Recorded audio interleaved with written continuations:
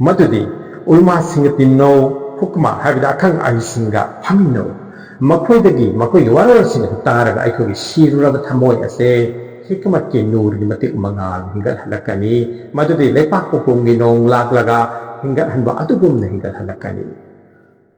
Tamoy Hingat Hanba, I begin open Masila, but I put a Wahamala, Imadu, I could Tamoy, Siva Naibada. Aikoy potsaki dunia tarungpan materialistic worldless da aikoy luksin bataragadi makoy apam mi hobada aikoy puning ni sang thaba o taragadi aikoy thamoy gi thawai gi horakpham ruh asigi horakpham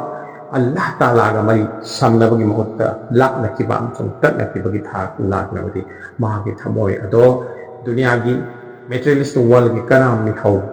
i lipul lakta masigi mayai na punsin na thamchi amasung masigi